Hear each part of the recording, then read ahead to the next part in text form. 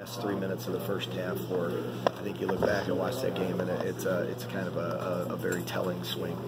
I know it just ended, so maybe it's not easy to, I guess, think bigger picture, but I mean, how do you, I guess, consider this season, given, start of the season, you guys were unranked, it looked like a rebuilding year, and then you kind of got as high as you did? Yeah, we never looked at it as a rebuilding year at all. I mean, that's kind of the mindset that we had, and I think that's the reason why we were able, this team was able to accomplish what it did, winning 30 games, and these guys that have been here for 2 years, and 3 years with X, I mean, they've experienced a ton of success, but I think, you look at this season, and we had high expectations for ourselves.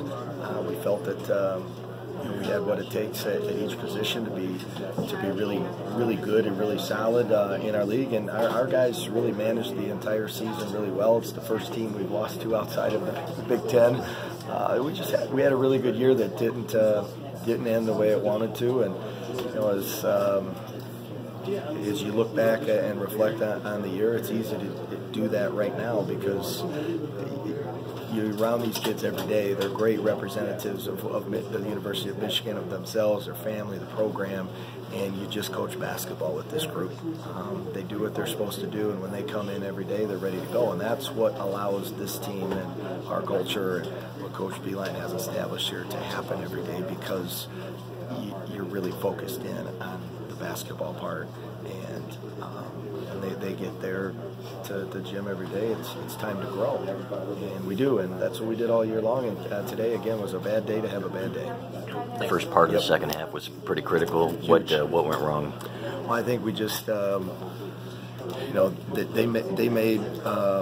got us on one, out of a rotation. Yep. Made a three. Kind of made a couple tough twos, drive in the lane, and then we didn't execute at a turnover, a couple free throws, and it's just against a team like that that plays that good of defense. When you're down 8, you're there.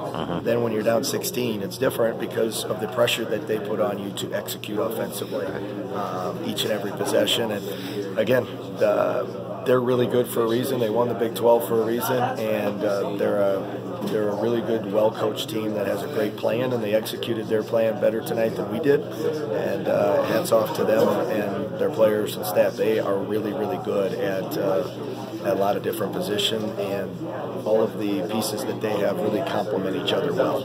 I know you weren't here when he arrived, but I guess Charles Matthews' impact, what did you see? Charles and then also as someone who's applying that defense, how much did he help you with that? Charles is incredible.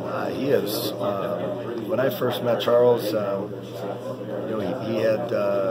We started doing defensive drills and got to know him, and trying to get him to talk a little bit when I first got here. And it's like, this kid's really good. He's long. He wants to be a good defender. He told me that one of the first couple days I met him, and he has just grown exponentially in terms of how he has embraced his role as a leader and been more vocal.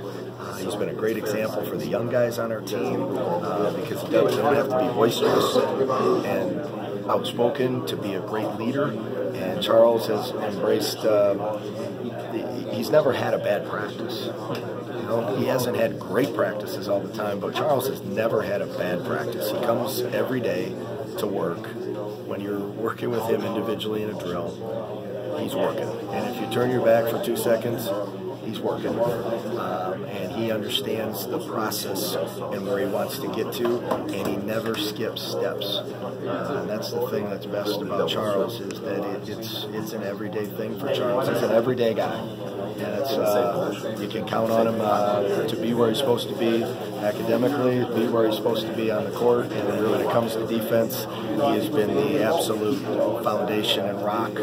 He and X have just taken that last year and this year to a whole new level, and he's been a pleasure to coach that way. And I think the best thing about Charles is that he gets the big picture of what a Michigan degree would mean. He understands what playing for Michigan means. He understands the NCAA tournament, what being a part of a team, and then at the same time he understands the value of family.